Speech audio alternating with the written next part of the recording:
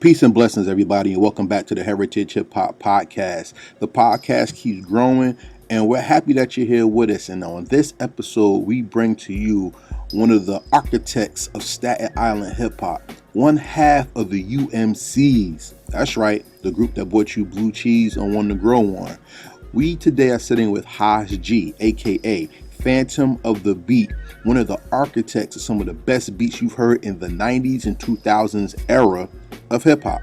Haas G not only raps, but his production style is very clean, very authentic, and you know a Haas G, Fantom of the beat when you hear it. This episode is brought to you by Transparent Credit Repair, the superheroes of the financial literacy world. If you're looking to put more money in your pocket and not live off of just stimulus checks and beating debt, we have Transparent Credit Repair here to help you learn for your financial literacy and help get your life and credit report in order. If you're looking to contact them and need help with your credit, you can contact them at www.transparentcreditrepair.com. And you can also contact them at 862-250-5122. Remember, Transparent Credit Repair whenever you're looking to change your life and put your financial situation in better standing. With that being said, we're going to go to our interview with Fantom of the Beat, and I'm going to come back with my commentary after the interview. Wow. Peace and blessings, everybody.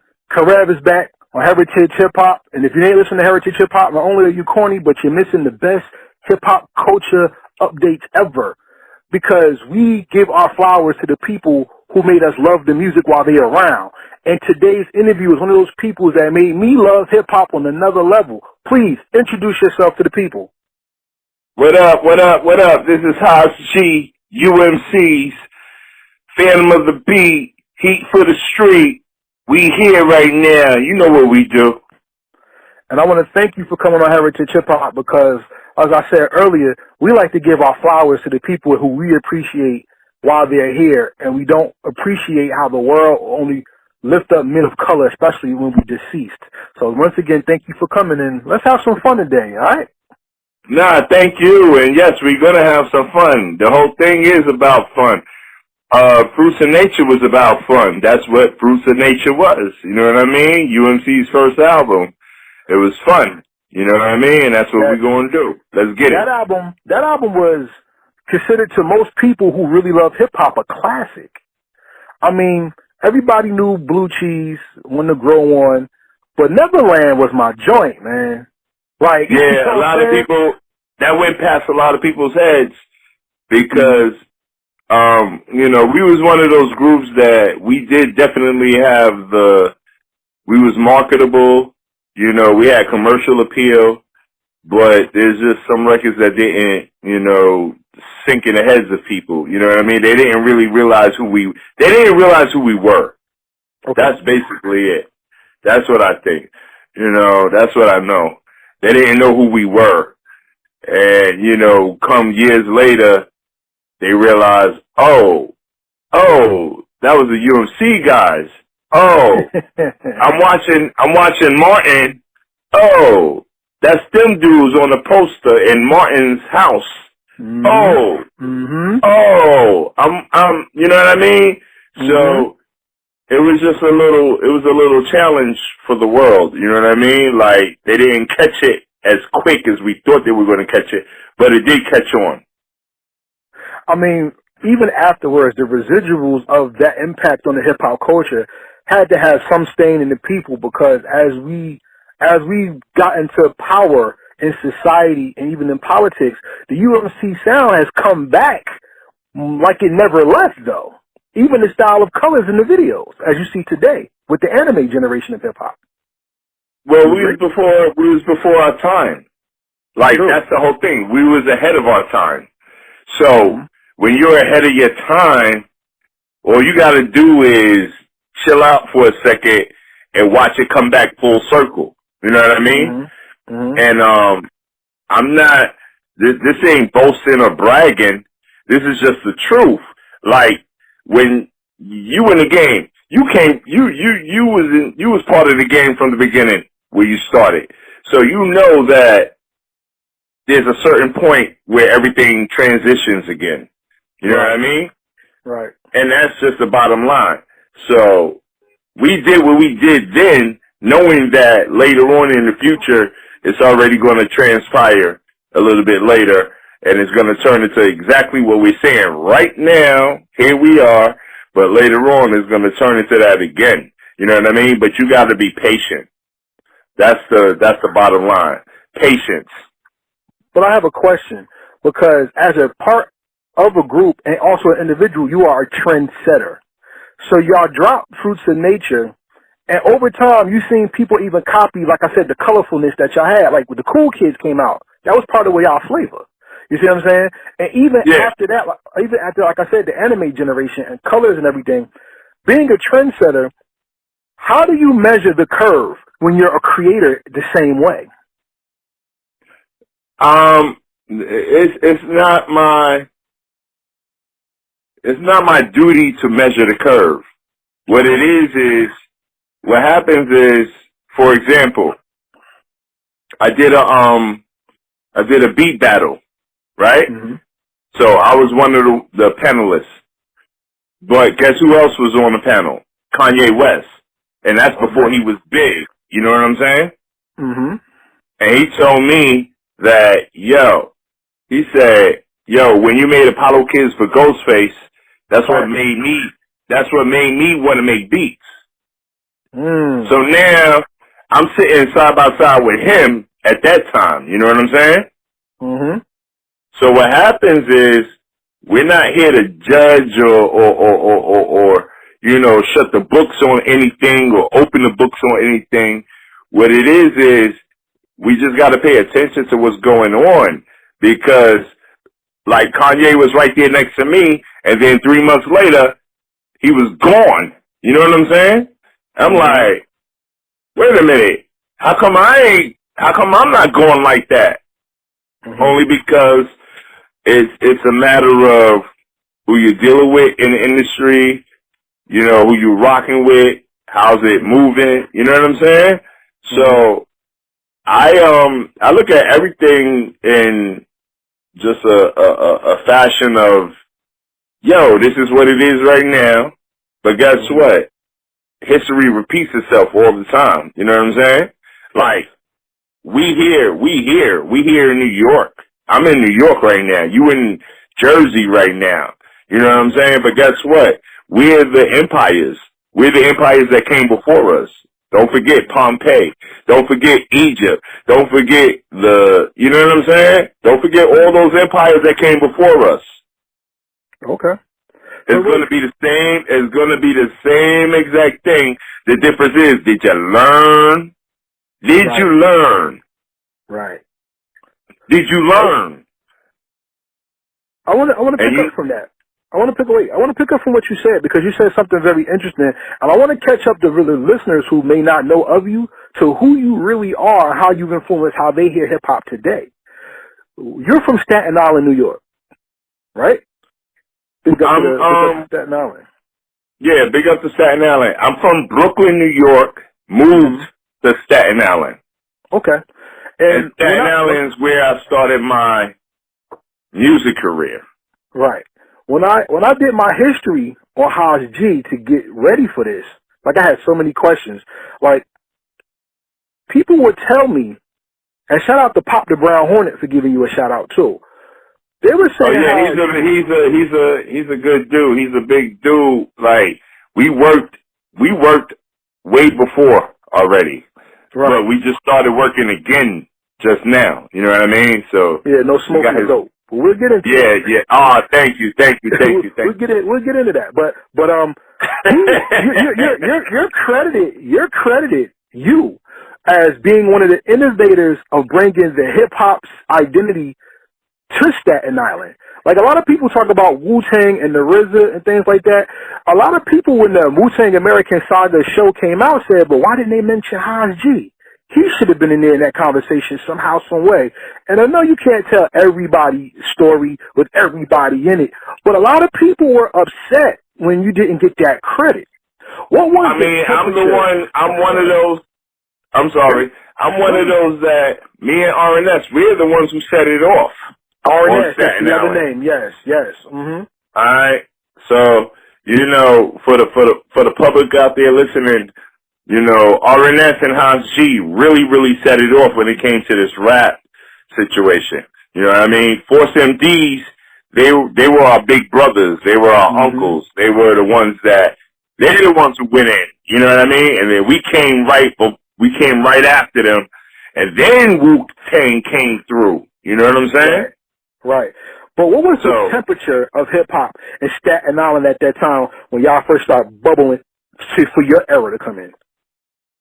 The temperature was really, I guess I'll use the word mild, only due to the fact that we weren't we were, UMCs were, but everybody else was stuck on Staten Island. Right. So it was mild. Like, they was just bubbling, trying to do their thing. But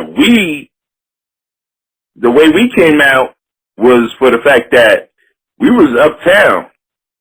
You know what I mean? We was in Brooklyn. We was uptown doing shows. We was in Brooklyn, and then we would come back to Staten Island. So what we did was we jumped across the water and then brought back, you know, whatever we was able to capture. Word. And see, that's what I mean. You brought the world to you, not you to the world. Exactly. We brought the world to us. We jumped across the water and we brought it all back to where we were. You know what I mean? And then everybody else, they was on the island. They didn't know how to move yet. So they was stuck on the island just doing what they do, you know what I mean, until, you know, they figured it out. Like, all right, we got to travel too. We got to get out of here in order to bring some presence to where we at. Now, question. Hip-hop is called the culture, and UMCs definitely have a brick in the culture. Y'all were innovative even in videos with puppets and children and things of that nature. I want to ask you something. When it comes to the culture, what part of the culture do you believe at that time, because you've actually elevated as an artist, but at that time, what did you bring to the culture that made it creative and alive instead of just being a sound? I brought knowledge of self. I brought knowledge of, you know what I mean? I brought science. I brought mathematics. I brought knowledge. You know what I mean? We wasn't talking stupid. We was talking really creative. We was talking, you know, life.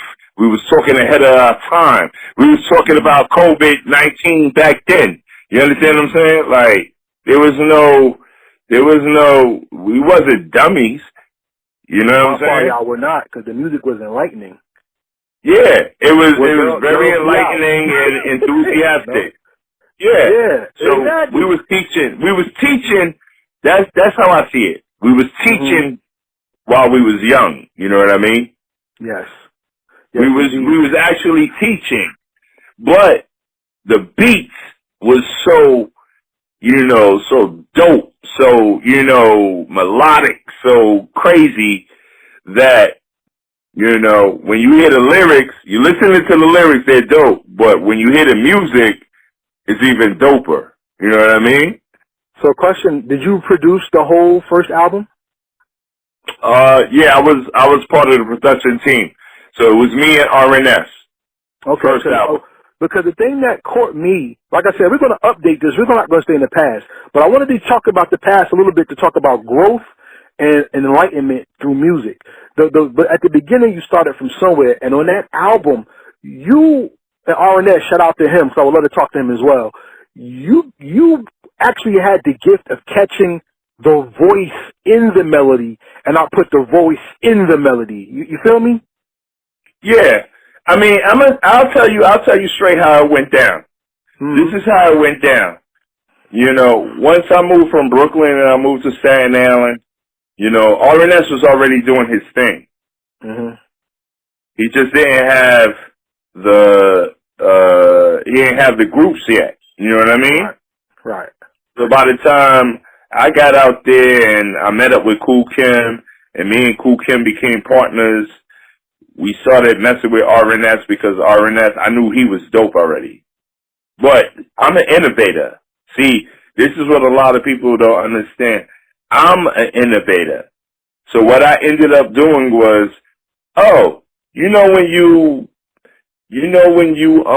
you walk around town and you find some stuff out that nobody else knows. Mm-hmm. So that's how I found RNS. Like, yo, this is what you do? You dope. You know what I mean? Mm-hmm. All right. How can we turn this into something? You know what I'm saying? Mm-hmm. And then I brought me and Kim to him, and then he had the beats already, and then I was like, yo, the beats is dope, but let's tweak it out like this, or let's do it like this for us. You know what I mean? Mm-hmm. And then it started surfacing. Then it started coming alive. Then it was like, whoa, we got something. Cool. So, all right. So me and R, we produced the whole first album. You know what I mean? And then we said, this is going to be a UMC's journey right now, and that's what we're going to do. And then don't forget, after that, it became Shaheem, King Just, Pop the Brown Hornet. You know what I'm saying? Like Wu-Tang. You know what I mean? Mm-hmm. Shit, when we came back, we brought Wu-Tang. We brought Wu-Tang all they samples because we had the whole collection of the Stax records. You know what I'm saying? That's where they got all their beats from. Learning from RNF. So we put it together a certain way. Yeah, see, that's the part of the history that a lot of people don't understand, that everyone has a story and it doesn't start with the person. It also has to be included with influence, because influence helps makes the person dream and wonder. And you know, as the story goes along, the industry bit you in some type of way, because after the first album with UMCs, y'all did a second album, then y'all haven't came back with an album per se. Well, the second album, what was the second album name? I don't even remember. That's how, like, I remember that's how, Time to Set It Straight. That was my song. That was the single, yeah. Right. But the album, Oregon was dope. Yeah. But what happened was, you know, we just got jaded. It was a matter of, we did the first album and we was on Wild Pitch, which was a independent label.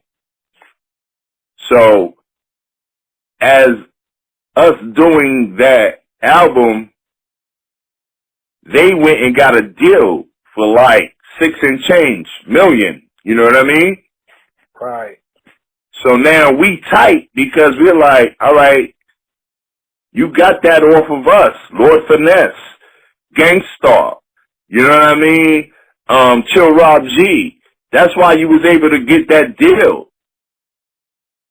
So we was tight. Like, what do you want to give us? And they ain't want to give us nothing extra. You understand what I'm saying? Right.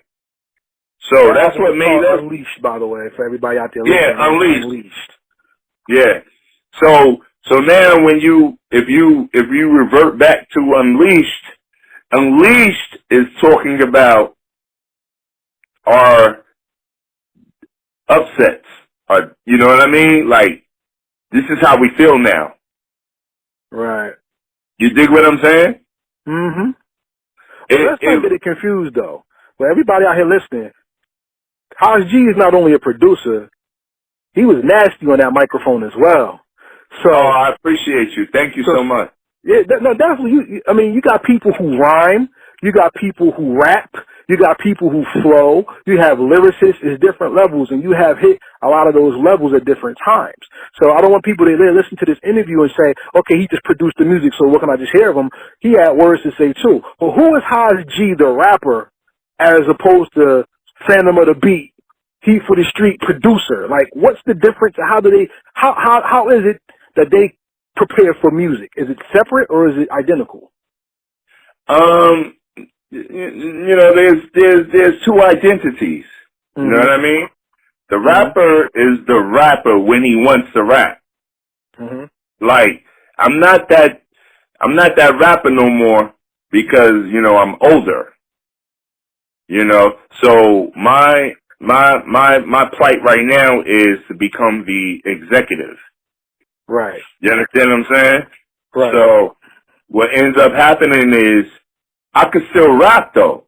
I could still go. I just did a verse with Keith Murray and Sticky on a record that's gonna be coming out somewhere. I don't know where it's gonna be at, but we just did it.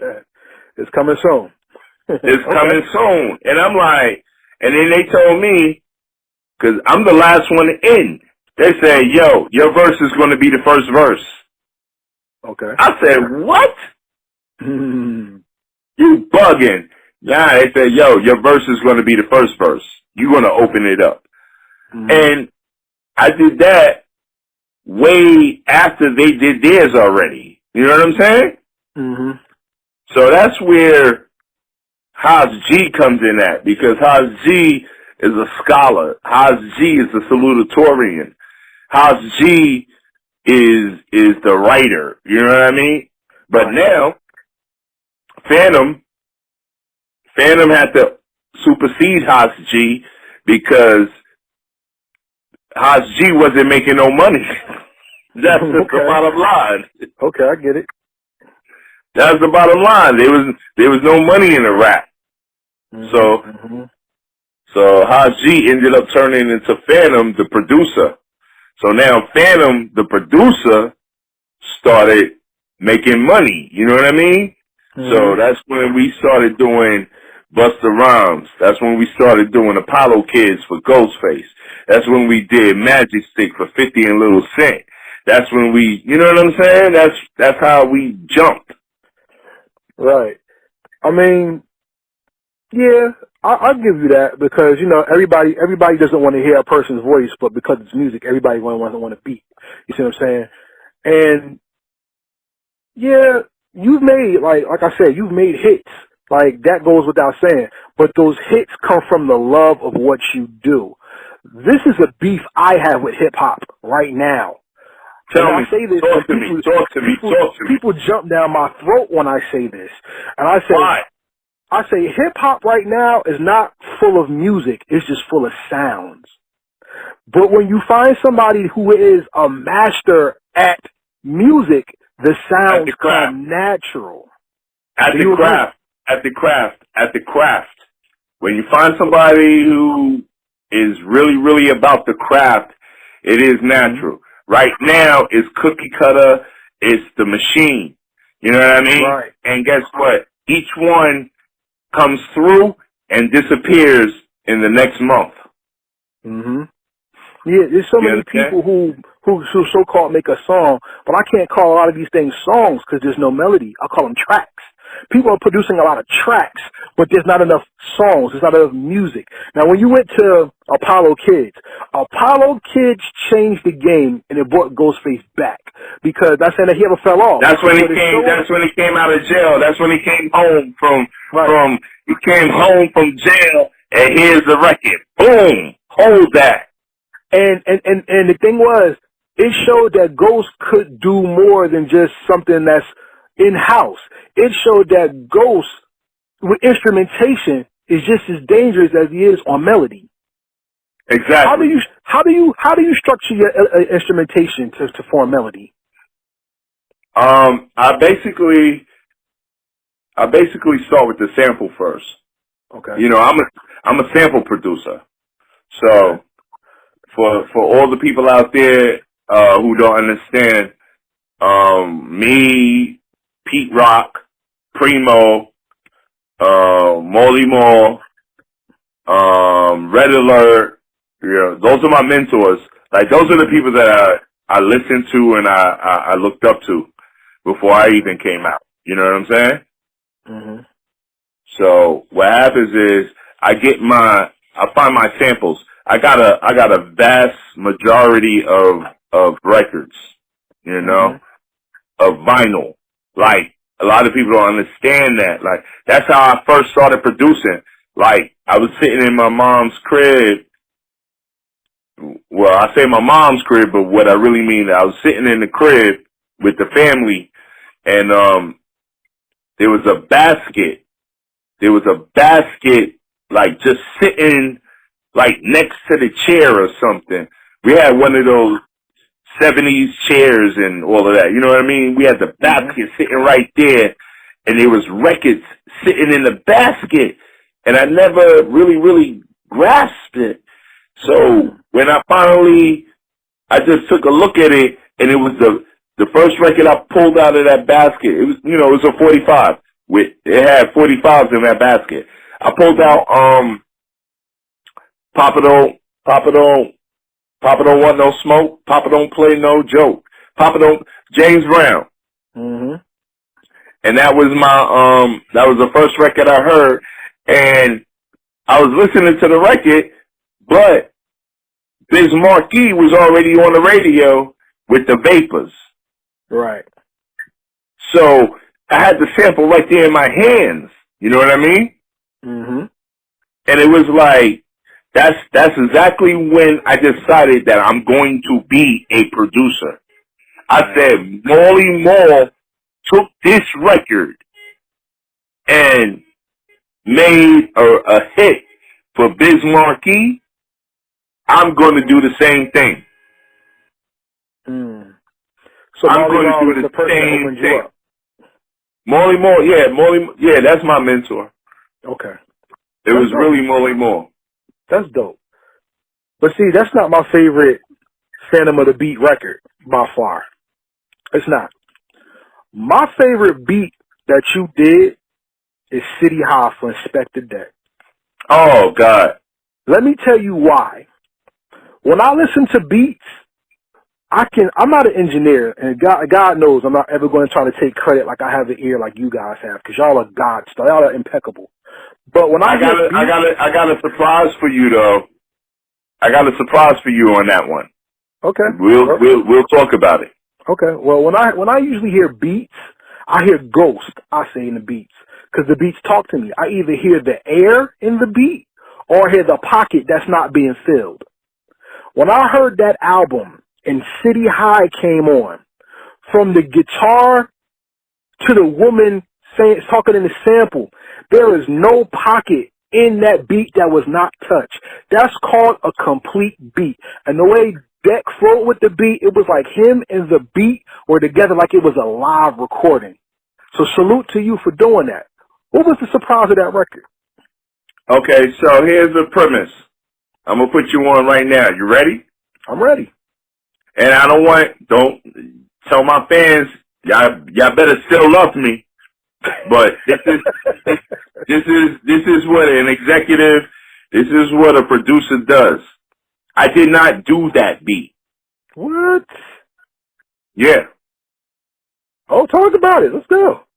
Alright. So what happened is, what goes on is, we can talk about Magic Stick, right? Sure. The way I did Magic Stick, somebody put me on to do it. You know what I'm saying? Uh-huh. And I ended up doing it. We'll get back to that. But let's go back to City High. Right. My cousin is a producer. Okay. Shout out to Cuz. My two brothers are producers. Shout out to them. What's up? Fantom of the Beat is the umbrella. Oh. Okay. So, if I get on the album, they're going to get on the album too. Nice. But my name is going to be on it because it's who I am. You know what I mean? I'm the one who put it all together. Okay. I'm not doing the Diddy. I'm just saying. Right. So, and then I'll go and help and mix it and make it right. You know what I mean? So it's still me, but, they got to get their credit for who they are. So my cousin Giz, he made that beat. I just mixed it up I mixed it the way that it's supposed to sound, coming from us, coming from our camp. You know what I'm saying? Okay. Well, you can tell So him I think that's one of the better beats I've heard in years, and I really like that track. So then, how did you come up with the formula and chemical equation for Magic Stick then? That was just a drunk, high night. Okay. Really. Actually, that was done in the afternoon, and I had probably like 3 people around me while I was trying to make it, and one of the dudes told me, he said, "Yo, that's BS. Get rid of it." And I said, "Nope, I'll save it. I'll save it." And no, he really said, "Get rid of it. It's garbage." And I looked at him and I said, "What?" I said, "Yo, Kevin, you serious?" He said, "Yo, get rid of that. That's garbage." But I think he just puffed on too many blunts. You know what I mean? Mhm. And then I saved it. Next thing you know, now my cousin Giz was 50's DJ. Mhm. So now when you go back to City High, Giz did that beat on City High. But guess what? I'm the one who got Giz that record on City High on Inspector Deck. You understand what I'm saying? Yes. So now Giz is 50's DJ. He's the one who got the 50 Cent beat to Majestic to 50. See what I'm saying? You starting to understand now? I get it. See, the thing about production, the thing about production is, I think production is a little craftier than MCing. And the reason why is because you can have the right beat, but not for the right MC. How do you pick how you make your things for who? Or did he just get what they get? Yeah, basically, I don't, there's sometimes that I pattern it for a particular artist. But for the most part, I just make what I make, and then, I pitch it. You know what I'm saying? Mm-hmm. So if I pitch it and you like it, then you like it. But sometimes I do, yo, I know exactly what to do with this for this particular person. You know what I mean? But you shoot that shot. You know what I mean? You cock back that motherfucking shotgun and you blow off the fucking, you shoot it. You know what I mean? You hit it. And that's how it goes down. So it's not necessarily anything, nothing is really, really, really etched in stone, but you know what you want to do, and you're just going to hope and pray to God that it goes that way. You know what I'm saying? Sure, nothing is promised. Nothing is promised. You just got to do what you got to do and see if it goes that way. I want to ask you, see, when you talk to MCs, right, they talk about where they want to hear their music. Your music has been heard all over the world. What was the biggest victory you count for yourself as a producer, MC, artist, period? I was about to ask you, as a producer or as an MC or as an artist? All of the above.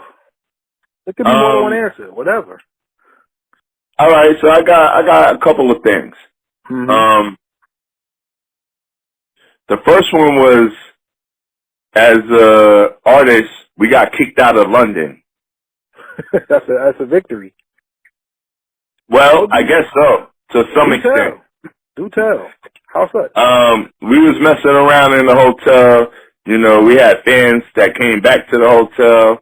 They robbed the kitchen, of the hotel. Yeah. Okay. Yeah, we was eating caviar, chocolates, busting bottles of champagne. not knowing where it's coming from. Next morning, the Brixton police is at the door talking about, y'all got to go. Y'all got to go. Wow. And then we had to have, Flavor Unit was our managers at the time, so they had to pay for everything. Wow. So we had to pay like 5 stacks real quick just to get out of town. You know what I mean? Mm-hmm. So that was one of the biggest in my life. Like, yo, and they escorted us to the airport to kick us out of town. Wow. Wow. Okay. So that was one. Okay. And yo, that's one that goes down, and like I love that one. Like I'm like, yo. Okay. They stamped our passports and said, you will never come back here for another 4 years. I was like, yo. Okay. Are you serious? All right. So that was one. 2, I was living in Bed-Stuy, Brooklyn. I don't know if everybody know what it is, but Bed-Stuy, Brooklyn. And we was living in a crib, and the crib was about to be, what's that called when they, not renovate, when they, what's it called? Gentrify you? Foreclosure. Are they going to foreclose the property? Okay. Yeah. So we was in the crib, and they was going to do a foreclosure, and then, we was eating ramen noodles. Mm-hmm. And then, next thing you know, one day I walked to the mail, and I had a check for like $65,000. Nice. You can't even beat that. No, you can't. I had a check for $65,000 in the mailbox. Mm. So that was from Busta, Take It Off. Mm-hmm. On ASCAP. Yeah, Extinction Level Event.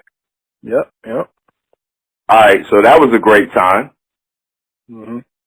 Right after that, we all took a trip to wherever we went. I don't know, but we jetted. Mm-hmm. Mm-hmm. So that was a good time. You know, then I took care of my kids, you know. Nice. Made sure that they schooling was done the right way, college, all of that stuff. You know what I mean? Yes. And that's good. And then the next time was Magic Stick. Okay. Which is So been what on happened with that television shows and commercials and everything. Movies, commercials. Yeah. I got paid off of that. Like, I didn't even know I didn't know. It was just a matter of, I did the record, it got done. You know, Trina was supposed to be on the record first before Lil Kim. Really? Yeah. Interesting. That was Trina's spot. Yeah, that was Trina's spot. But, and there was a big controversy with that record as well. You know, I had to do a lawsuit with that record. Really? Yeah. Talk about it. Give it to the fans. Talk about it. Oh, what? Y'all ain't seen me in the newspaper? Talk about it. Oh, man. No, what ended up happening was, I did the beat with 50, you know what I mean? Mm-hmm. We did the beat, we did the song, and it was his, and then, Trina, she didn't fit the part, so he got rid of Trina and put Lil Kim on it. Mm-hmm. Now, you got the whole record finished, but now Dr. Dre don't want to use the record on Get Rich or Die Trying. That's where it was supposed to go. It was supposed to be on that album. Interesting. So, what ended up happening was, Sean Money and 50, they paid me one salary, but then they held the record. And then they said, Lil Kim's getting ready to come out with a new album, so let's sell it to her, and I'm on it as 50 Cent because I'm already blown, and she's getting ready to come with a new album. So let's put Lil Kim on it, and then let's sell it to Atlantic Records. So they sold the record for 10 times the amount that they paid me. And they didn't want to break you no bread, huh? That's crazy. But that's And then nobody said nothing about, let's give them some extra bread. You know what I mean? Yeah. So I had to go and do a little lawsuit, and I got paid off of that. And then it became Lil Kim's best record for her new album. Right. That's Magic Stick. But here's my thing. This is a copycat league. After those hits, why did it seem like those next wave of artists didn't come to you? That's a good question. And I could explain it. It's because I don't play in the world. Oh, okay. I have a different move, you know what I mean? Like, I don't, get in bed with you just to be getting in bed with you. Right. You know what I'm saying?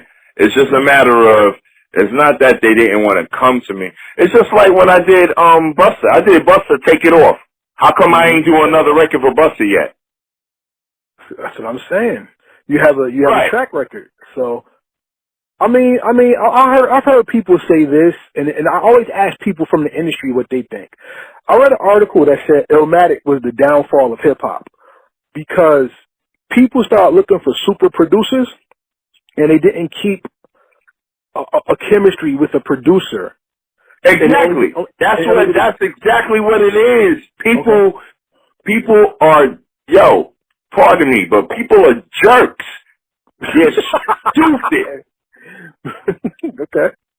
Like, why try to fix something that's not broke? Like, go with what you got. But you know what happens? Tell me. They start thinking that, I ain't gonna go back there because now he's gonna want more. And I ain't messing with that. Let me go get it where I can get it at. You know what I mean? Where it's cheaper at. Yeah. And that's not what you're supposed to do. You're supposed to stay with what you've been dealing with. Right. You're supposed to stay with what you've been dealing with. That's where your hits are. You know what I mean? Busta did this, I gave him a record. It was dope. And then after that, it's nothing. 50, same thing. You know what I mean? Ghostface, same thing. They want you to keep up with them on their level, but you trying to tell them, like, yo, what up? Like, what's good? But nah, because you only charged me $7,000 last time, and I know you're going to charge me $10,000 this time. So I don't want to, no. You understand what I'm saying? No, I hear you. Because I get it, because some people, they're all about the budget and they want a cake. That's the Republican And then side. they're gonna take the new young dude and hit him with $3,000 real quick, and then tell him to beat it. You know what I'm saying? Yeah, This is the real. This is the Reaganomics of hip hop. I get it. This is the real. No, I understand. So then, but you could say you understand, and I understand, but in all reality, y'all dudes is you messing up the culture for one. Okay. 2, you're messing up the culture. 2, you're gonna go in and pull in somebody who don't even have no experience, don't have no, the level of quality of mindset, work.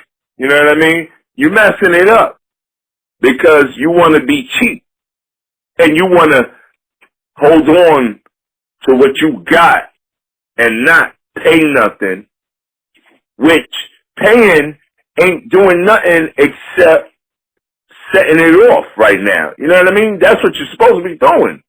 setting it off.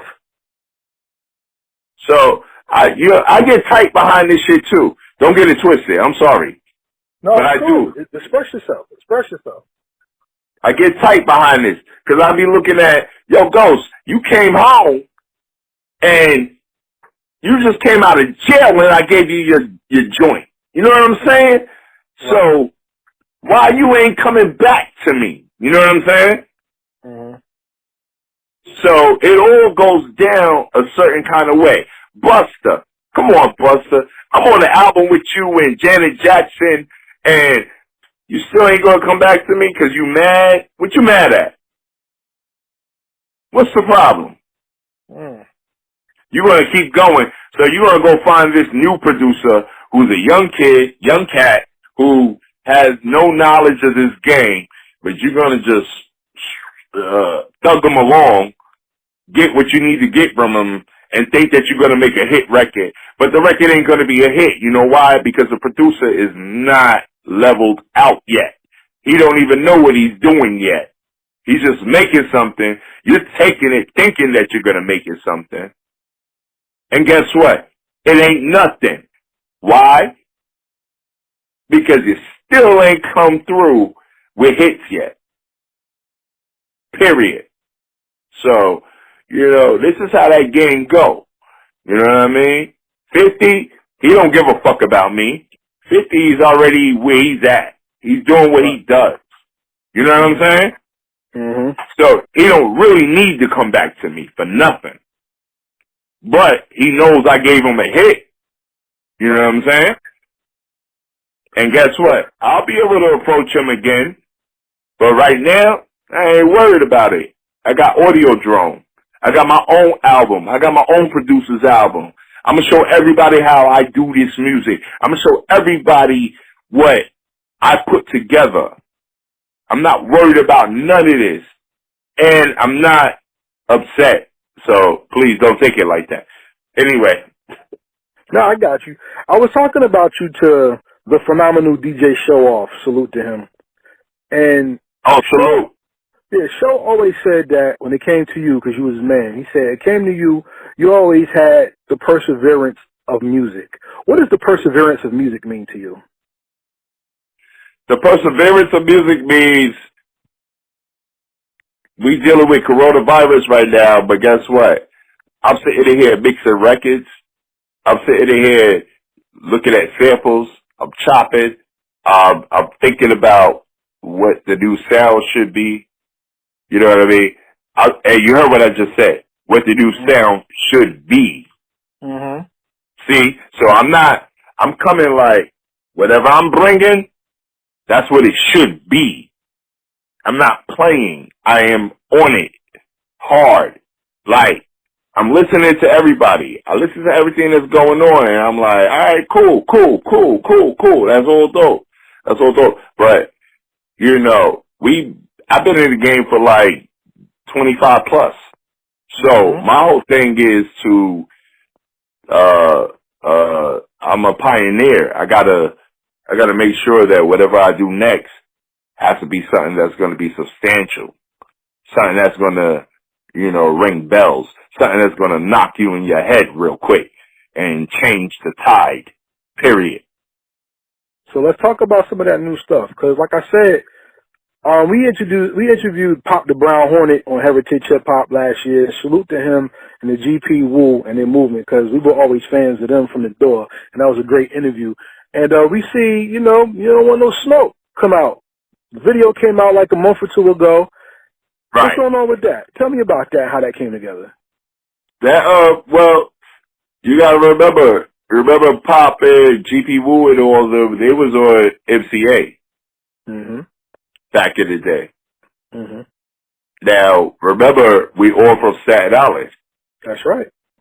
So UMCs, you know, R&S, and me being a producer too. Boom. Remember, a lot of people don't know that I did Pop's album. He had his album out, and I did a record called what was the record called? It was called you know, Offhand, I'm not going to know. Yeah, I'm trying to figure it out myself. I can't get it off my head, but I did a record for Pop when he was on MCA. So it's The Sun Never Chills. Okay. So if you look up Sun Never Chills, that's where me and Pop started producing and rapping together. You know what I mean? Okay. So the record was called Sun Never Chills. So that was then. Now we're grown men. You know what I mean? We graduated. We moved to different levels. And me and Pop, we got together and Pop was like, yo, let's just do something together. Let's do an EP. And that's all it took. It was easy. It was very easy. And, he comes to me with his ideas. I come to him with my ideas. And, Smoke he came to me with the idea. He was like, yo, fuck it. Let's do a remake of, Rakim shit. And I'm like, which one?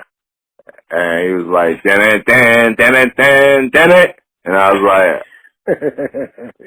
yeah. I said, you know what? All right, let me figure this out. And we did it. And we just did it. You know what I mean? So it's just a matter of those are the people that we like. You know what I mean? Yeah, of course. It's classic. Those are the people that classics. We mess with that. You know what I mean? Mm-hmm. And we could mess with that and make it a little bit new and then go forward. Yeah, I was saying that too. I was saying like last year, 2 years ago, I was saying, yo, I really wish somebody would go into the classics and just do a one-off. Like nobody making albums no more. But hip hop, for some reason, and I hate this. Like I said, I love the hip hop culture, but I hate how the people in it move sometimes. And one thing I hate about hip hop right now, we don't pay homage. And when we do, that's what sampling was. And when we do records that sample old hip-hop records, not only are we keeping the name of Rakim alive for people who like the beat, but, oh, I remember that. And the new people be like, I like that beat. And then they could bring the older generation into liking this new music. It just keeps the culture evolving and revolving in itself. You see what I'm saying? Yeah, but what happened was there was a gap in the whole movement. Like, the gap is the ones who were supposed to be executives, they're not the executives. You understand what I'm saying? We didn't, some of us did not become the executives that we were supposed to be. So then whoever stepped in place, that's just like when Genius said, your A&R is, short arms in deep pockets. Yeah, you know what I'm saying? Like, y'all don't even know what this is, and you in the position. How is that? You know what I'm saying? Your A&R in the mountain playing the guitar, whatever.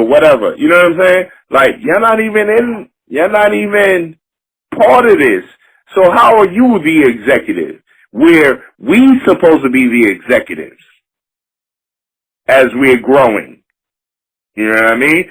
We supposed to be in that field, but we failed to be in that field. There's a lot of us around, but we didn't get in the field. So we better take charge now. You know why? Because everything else that's going down is not suffice. It's not right. It's, we gotta, and I don't hate on nothing that's going on, but at the same time, I'm like, wait a minute.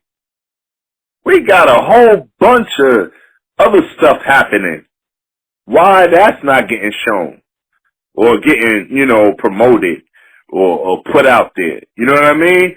We're putting out the wrong stuff right now, but it ain't us putting it out. So, you know, we gotta jump into the chair. We gotta figure it out. It's on us, you know? And we ain't gonna beat nobody down. We just gotta do it. Like, get in that chair. So how are you figuring it out with the new song Fall Out Boy and putting out your own project now instead of looking for projects to do? Well, that's how I'm figuring it out. I'm putting out my own records in order to let everybody know that this is who I am, this is what I do, this is how we got to go down. And, you know, I mean, at one point, the world is going to pay attention, because if it's hot, it's hot. That's the bottom line. So, you know, I'm not worried about everything else that's going on. I'm just worried about what I got to do. I got to make happen. And Lookout Boy, that's one of the records that's out right now. Autobiography, that's out right now. Audiodrome, the album, that's out right now. You know what I mean? I did a producer's album to show and prove that I know how to make music.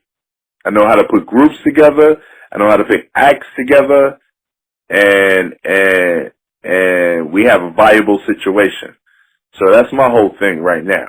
You know what I mean? And then from there, it's a matter of the powers that be, who's listening, who's paying attention, who sees it. If I got the best marketing and promotion that's getting it to the people's ears and getting it into the faces of the higher ups or whatever, that's what it's going to be. You know what I mean? But we're going to take our time. We're going to do it. And we're just going to keep moving forward. You know what I mean? But I'm going to show you that I know how to do what I do. And you're very proficient in doing it. So that's salute to you. Like I said, heritage hip hop, we don't clout chase and ride dicks. We give people respect and credit for being the people who provide our culture with the heartbeat that it is. So before we sign off on this interview, please give everybody your social media and let's have some more fun. Oh, social media is a wrap. Y'all gonna find me at Fantom of the Beat. So trust, and listen. Fantom of the Beat. Stop with that PH, everybody. Stop with that PH. Stop with the PH. It's big F, FANTOM of the Beat. On Instagram, on Twitter, on Facebook, it's FOTB Fantom. That's Facebook. So, let's get it right. Fantom of the Beat is with an F. And from there, we good. If y'all can't find me from there, y'all better go Google me. My name is Haas G. Haas G. UMCs. Haas G. HAASG. UMCs. And don't forget, Fantom NYC on YouTube so they can watch the videos. All day long. All right. All day long. Thank you, sir. So before we finish out, like I said, this is the last part of the interview that I usually do, and I thank you once again because talking to you has been a treat. Because, like I've said, I followed your career, and you had a good conversation. I loved it, and I mean, for everybody who loves hip hop, they should love it too, or they're corny. Like the bottom line is this: heritage hip hop was not made to just talk about beats and rhymes, just to give perspective. Right. And show the we was having a conversation. We was talking about everything. Exactly. And like I said, people don't give their roses to their heroes when they're alive. People like to wait till they're dead. And unfortunately, that's wrong. New Jersey hip hop lost two great ones. So anytime you see heritage hip hop, we will always shout out Big Snuff. We'll always shout out Ghostface. And because I've missed the opportunity to really sit down with two people who I really respect, I'll never miss another opportunity to talk to somebody I will meet, enjoy, or people I've looked up to. You gotta take it. You gotta take it as it comes. You gotta grab it. Don't let it pass you. Exactly. So with that being said, let's go into our rapid fire questions. The rapid fire questions are not yes, no questions. And And I do not ask questions about what's your favorite food or your favorite color, who you want to have sex with, because personally, I don't care. I'm good, my G. Trust me. You know I'm ready. Right. You know I'm ready. So for everybody out there listening, let's have some fun. You are already in the industry, so I will not ask you the same questions I ask people who are independents looking to get into the industry. Here's my questions. Let's go. You know I'm ready. Okay. 2019, the UMCs came back with the song Flashback. Yep. It is always important for the artist to reach out to their fan base. My question is, why do people stop making music and leave their fan base naked with nothing to look and hold on to? Oh, because they fucked up.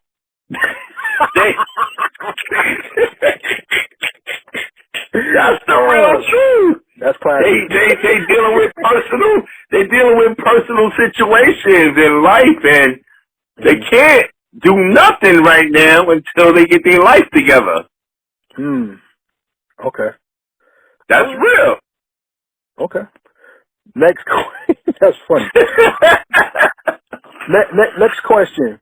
A lot of people get on people in the industry because they can't pivot and move.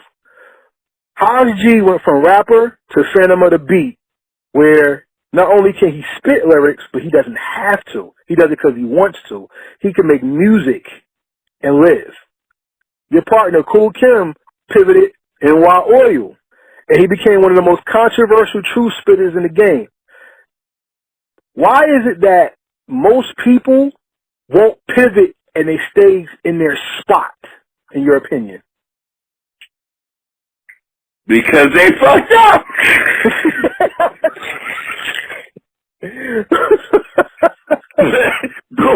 What if it ain't working? What else you want me to say? Do something different. I mean, just tell the truth. That's your truth. Tell it. That's what it is.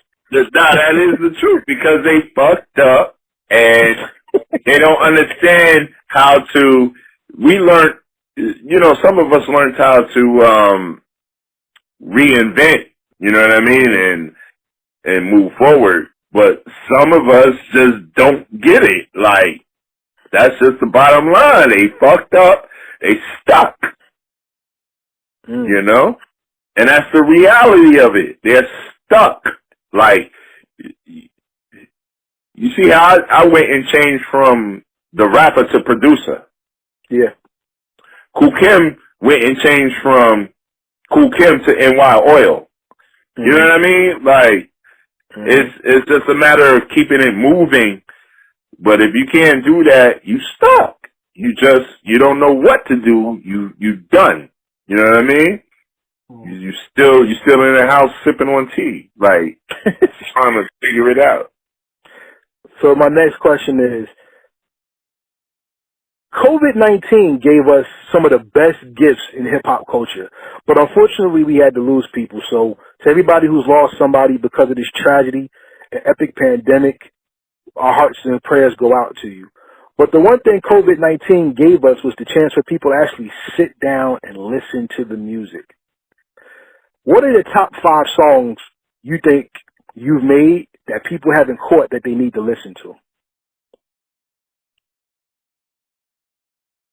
Well, COVID-19, it did a little damage on us, but at the end of the day, it's the same shit in a new package. We've been through this already. We've been through upsets. We've been through downfalls. We've been through all of that already. Right now, what I want people to listen to, and that's because the change has to come out of the, within the masses.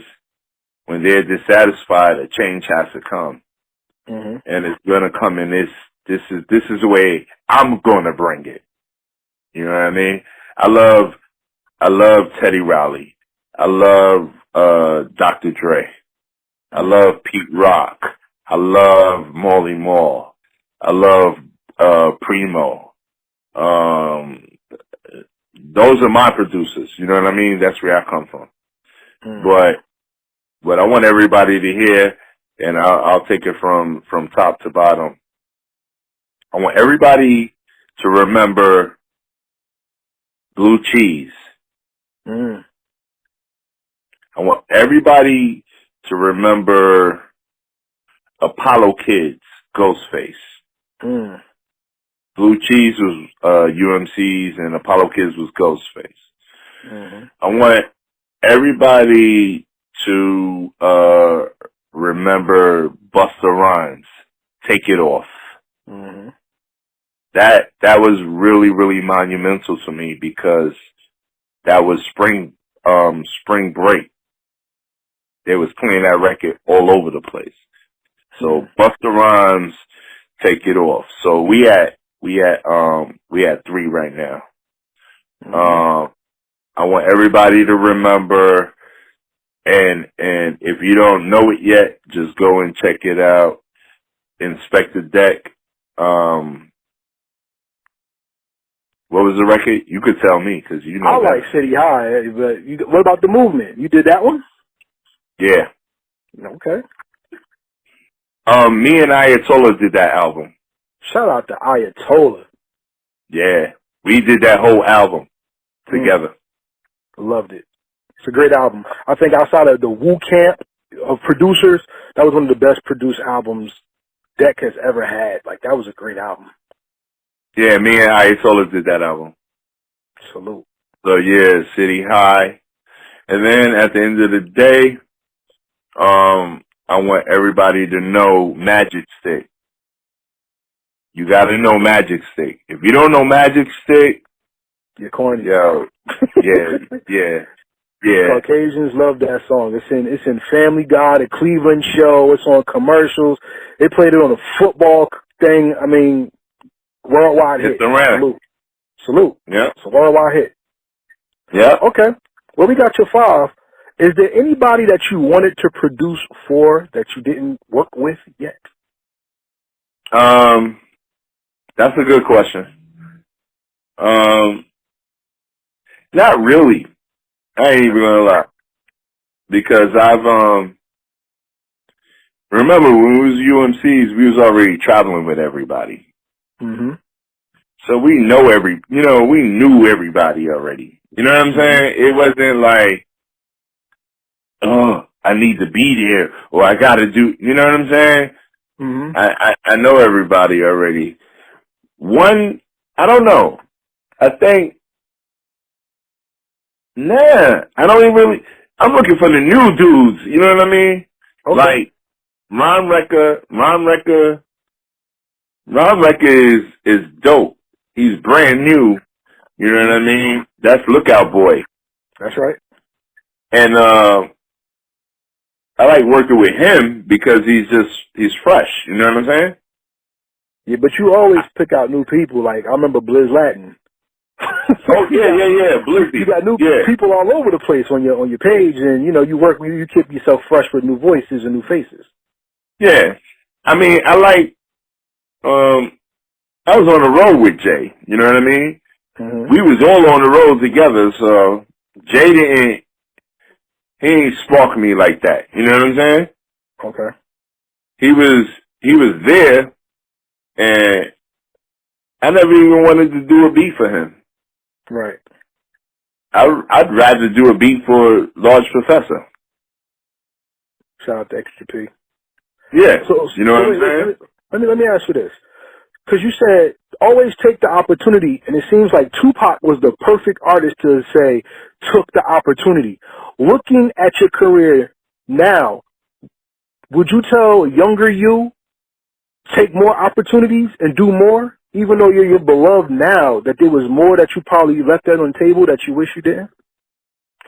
I would tell younger self to pay attention to what the fuck is going on. You understand what I'm saying? Mm-hmm. We didn't catch everything that was going on. We was just, younger selves was moving, and we didn't see everything that was happening in front of us. But we was privy to everything because everything was right in our face. Right. But we didn't know that. You know what I'm saying? Because we wasn't paying attention to it like that. Okay. Well. So, yes, I would definitely tell younger self, yo, go scoop that basket real quick. It's right there. Yeah. You dig? Yeah, I hear you. Being that producer culture is now on a serious rise in hip hop culture, that the beat battles are taking more precedence, that more producers are traveling inside and outside of the nation to meet artists, and also I think the email and beats thing is kind of played because people really want to meet people again. With that on the rise as it is, what do you tell the new producers and upcoming hot producers? What do you tell them to not only up their ante, but to keep their eyes on the prize and not get jaded by the bullshit? I can't really call that out for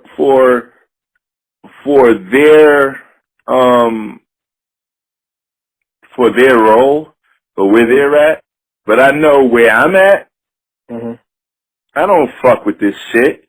I don't give a fuck about it. I'm in the crib with my girl, my fiance, chilling, and I'm popping up that computer when it's time to, and I'm doing what I gotta do.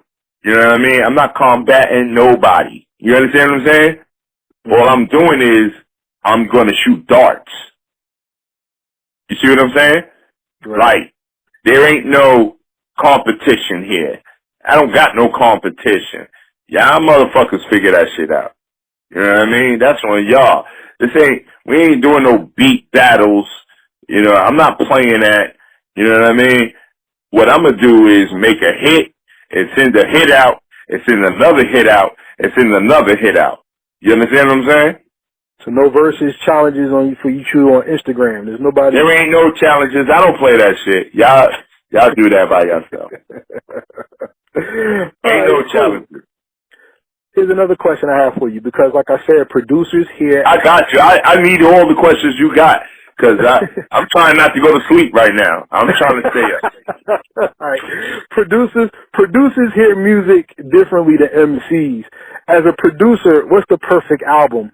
As opposed to as an MC, what's the perfect album in your opinion? Well, you got to remember, I am an MC too. True. So I want to know both. As an MC, what's your perfect album? But as a music guy, as a producer, what's your perfect album? Oh, so I got Slick Rick, the Adventures of Slick Rick. That's one.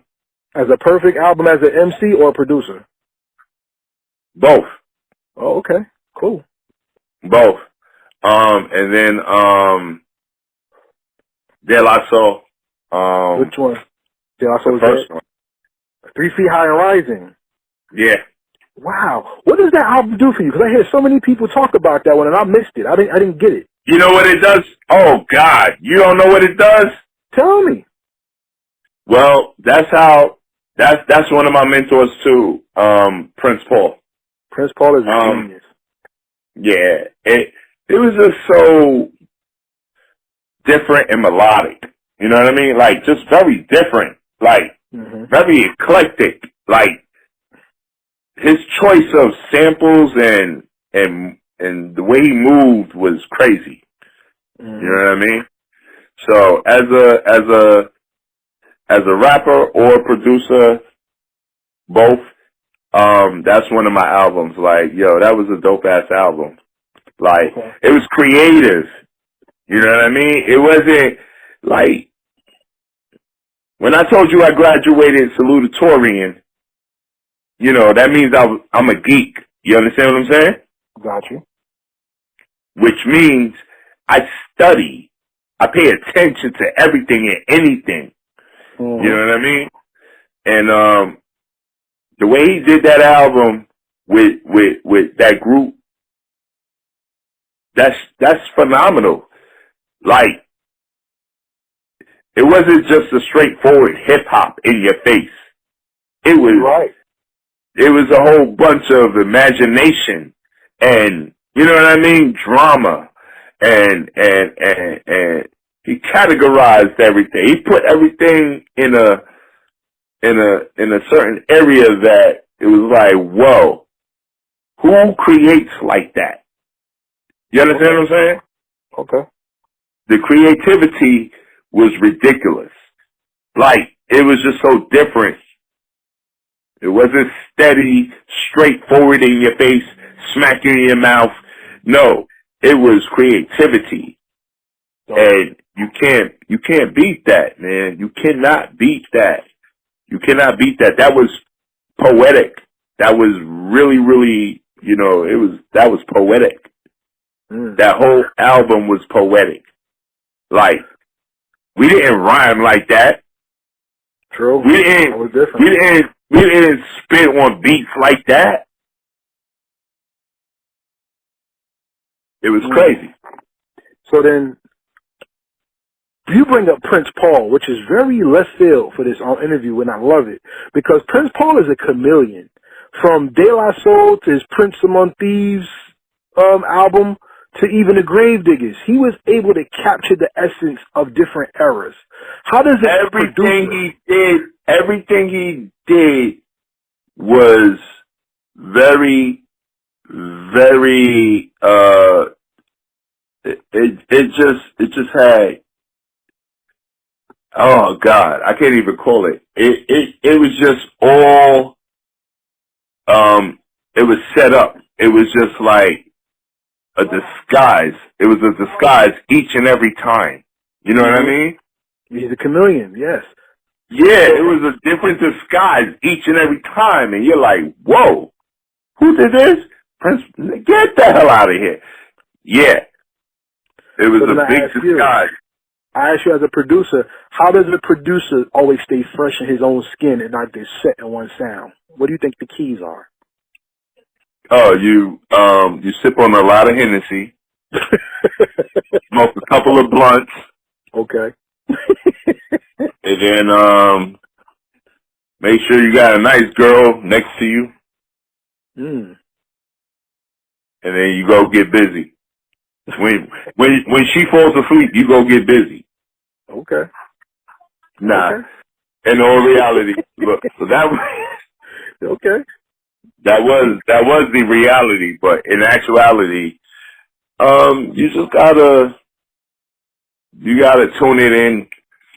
You gotta lay it down a little bit, relax yourself, watch some nice shows, movies.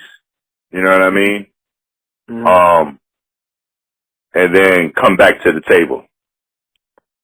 So then, as a producer, I'm going to ask you a question because that was very interesting, and I want to see what you say to this. Most people who do music don't listen to music to be creative. Where do you go, or what do you do to stay creative? Oh no, I do listen to music to be creative, but I got a collection of like mad old music. You know what I mean? Okay. Yeah, I got a collection of old albums. Nice. So I don't listen to the radio. I'll throw my I'll throw my vinyl on and listen to the whole album straight through. It's funny you say that, because like when I listen to Raekwon and Ghostface talk, they say they don't listen to hip hop to make hip hop. Me, when I feel very creative, I'll put on Kind of Blue, which is the album by Miles Davis and Duke Ellington. Yeah, I know. Yeah, that album moves me in another realm of understanding. You know what I'm saying? And for you, I can understand that because even the way you make your beats, your patterns are not even the same, and you have the gift of making the vocals come alive in the beat to where it's all instrumentation, which I love about your music. So here's two questions before the last question, because on our last three, the one question is, what's the more important gift a producer has? His mind, his ear, or his hands? I think I just took you into the bathroom right now. Everybody out hearing this? You hear the echo, right? This is how James Brown was doing lyrics. It was in the bathroom. That's where they had the echo and all of that. You know what I mean? So I'm talking shit, but it is what it is. But yeah. So I don't know how to call it. As a producer, your mind, your ears, or your hands? Nah, I think it's the mind. The mind? Because you go different places in your mind. You know what I mean? I can use my hands, but if I can't use my hands, I can have somebody do it for me, because I could direct them. You know what I mean? I could use my toes. I don't know. I'll figure it out one way or another. But I think it's the mind, because the mind is, as far as I'm concerned, I'm a hip hop R&B producer. I'm a real producer, but I like samples and stuff like that. So what I end up doing is I do a lot of chops and samples and cuts, and you know what I mean? But in order for me to do that, I think it's the mind, because it's the chops. You know, the chops gotta be precise. They gotta be sliced nice. You know what I mean? So I gotta think about what I'm dealing with before I do anything. Got you. So then, So that's where I'm at with it. Second to last question, because we got the mind, the hands, etc. The producer and the engineer, especially the engineers, they're the most unappreciated people in hip hop, because hell sound. no, not from. Tell me. Not from me. Well, what do you say? Oh God! Oh, that's a good one. That's a great one right there. Hold on. That's a great one right there. That is a great one, because I sit with my engineers. They're the dopest thing to me, with me. You know what I mean? Especially the fact that you know my beats already. You know how I produce beats, right? So engineer them the way I need them to sound. So they are very important to me. I mean, for me, my engineer is very important. I got three specific engineers that I use, that I deal with. They know my sound. They know it before they're already getting it ready before I even get there. You know what I mean? So my engineers are great, and I really cherish my engineers, and they are very important. Even though they're underappreciated or whatever, I'm not the dude to underappreciate them. I give them all their credit, because boom, I did the beat, I looped it. You know, I sampled this, I did that, I had somebody play this, I had somebody play that. Yo, you know what my sound's supposed to sound like, right? Yeah, just do it. I'll be outside, around the corner, up the block, doing whatever I'm doing. When I get back, it should be done, right? Yeah, don't worry about it. Go. That's how my engineers rock. And that's what's up. That's why I wanted to make sure in this interview, we give respect to the engineer as well, because hip-hop is a team effort, and while everybody always wants to salute the MC, it's the people who make the people on the boards. Yeah, it's people on the boards. Levels. Well. You got the board. You even got the mini-me dude running through the studio asking you what you need to eat, or could I go to the store for you? You know, this is all levels. You understand what I'm saying? Yeah. Don't get it twisted. This is all levels, and people supposed to respect all of this. Like, this is what it is. From the janitor who cleans up the bathroom while you working in there, and he cleans that bathroom up, and then you go back into the room, and then the I don't know, what's her name? The one that's at the door, at the phone. The receptionist. The secretary. Yeah. All of that. Ordering your food for you. Up until the engineer who's making sure your stuff sounds right. All of it. You know what I mean? Appreciate it all. So with that being said, here's the last question, and we thank you for coming on. hip hop in the early 90s to about like 95-ish had a lot of bright colors, whether it was the UMCs, whether it's the Boogie Monsters, whatever. It was a lot of brightness, and it was a lot of texture, it was a lot of flair, there was a lot of color. To the point where, like I said, the cool kids took it and went old school, to even now we have the anime generation, you know, who like Rap Villain and people like that who take that style, you see what I'm saying, of coloring and make it their own.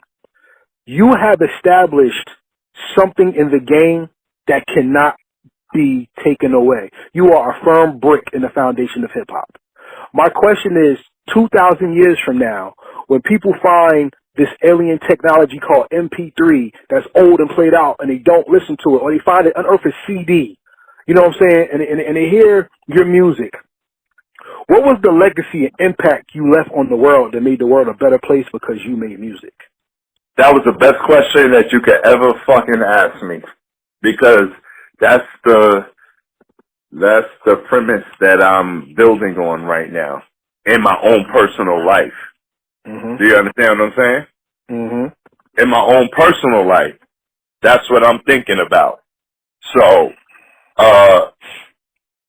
and I tell everybody, I say, yo, when I'm dead and gone, just like the Planet of the Apes, when, you know, Earth was crushed and changed up, the original Planet of the Apes, you know what I mean? And they had to go to they had to go to the library to find all the knowledge and, you know, what was lost, and, you know what I mean? The legacy that I've wanted to leave, or rather, I will leave, is making sure that just like the Vanderbilts, the Bushes, whoever who made a lot of money with their family and kept going with their family. That's the same thing I want to do. You know what I mean?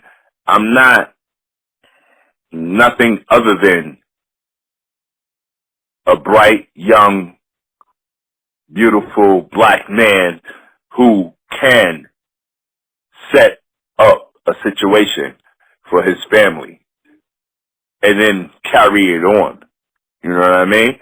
So, music-wise, I carried it on because I'm the first one in my family who did the traveling. I'm the first one in my family who you know, was on the road, who was on TV, who was on Soul Train.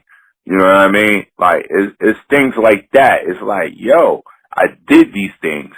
You know what I mean? I put my kids through college.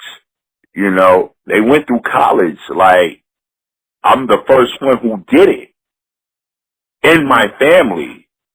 Mm-hmm. So, my point is, you know, I'm the first one in my family to do it. My legacy is going to be, all right, that's great Uncle Carlos. You know what I'm saying? Great Uncle Hassan. He did it. You know what I'm saying? Mm-hmm. And he set it up for us so we could keep it going. So right now, it's up to my daughters and my sons. Y'all move forward. You know what I mean? And they doing great. You know? They're doing great. And it's not just about music. Music is a pinnacle, you know, but it's just making sure that the family still has a way of movement, way of being, way of doing things. But my music, you know, I love my partner, Kool Kim, and I actually love myself for being a producer that I am. And I just want to jump to the next level. And you will, because life has many levels, and hip-hop is only a door. People fight to get to the door, but you've actually gone through it, and you found success, and we honor you. So to everybody out there listening, this is Haas G, UMC, Fantom of the Beat, Heat on the Street. That's what I'm talking about, and this is Kareem from Heritage Hip Hop, and we wishing all y'all out there not only to support this gentleman by buying his music, Because streaming, we don't like streaming. If you really support them and you really love the culture and art, take $1 out, put it on your card, Cash App, I don't care. Go spend it for the singles and get the music because it's worth it. And Fall Out Boy right now, dope song. Look out, boy. Look out, boy. Look Out Boy, dope song out right now. Ron Rucker, shout out to you. And let's just support the art and support the man and support the mission and support our culture. So for everybody out there, we say peace and we out. Once again, thank you for tuning in to the Heritage Hip Hop Podcast. This is Kareb, and we brought you a great classic interview tonight with Haas G, aka Fantom of the Beat, one half of the UMCs, a hip hop group that put it down for the culture and built a lot of the foundation that people are following today. Before we get up out of here, let's give the people who gave to hip hop their roses now while they're alive, and don't wait till people die for you to give them their props and respect. And it was a pleasure to have Haas G on the show tonight. Before we get out of here, we would like to invite everybody to join us at www.heritagehiphop.com. Please join the website. Membership is free, and join the movement that's giving you a voice and giving you some of these great artists that have been in the game and still contributing, and people who are looking to contribute to the game now and build the culture.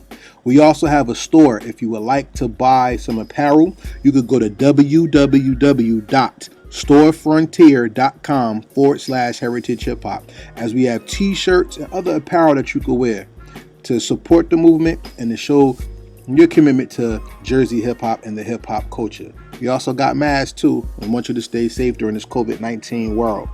We want to give a shout out to Fatty's Place, FADDYSPLACE. They're a social media movement that helps build heritage hip hop, and they can help you with your social media presence. So make sure you hit them up. Diamonds Entertainment LLC, which talks about the gentleman side of hip hop, whether it's sports, fashion, or just the like. Hit them up on Instagram at DIEMENZ Entertainment LLC. We also have Fire Jaws. That's at FIREJAWS. Prolific MC that's also a marketer who knows how to do product placement, marketing, and promotion the right way. So if you want to get your music and your craft out, hit them up. Last but not least, there's the Big A Show, which I am the co-host of, which is available on YouTube at AHDAYAR. That's ADAR on YouTube. The Big A Show is a podcast. It's just called Podcasting with Friends, and you see how we take it to the next level on that show as well. Once again, this show is sponsored by Transparent Credit Repair, the superheroes of the financial literacy world. If you want to stop the trend of needing and wanting and not having, hit them up at 862-250-5122 and make sure you tell them Heritage Hip Hop sent you. If you want to go online and visit their website, it's www.transparentcreditrepair.com. Once again, thank you for listening. We have more to come, more great music and interviews. To everybody out there, thank you. We say peace, and we out.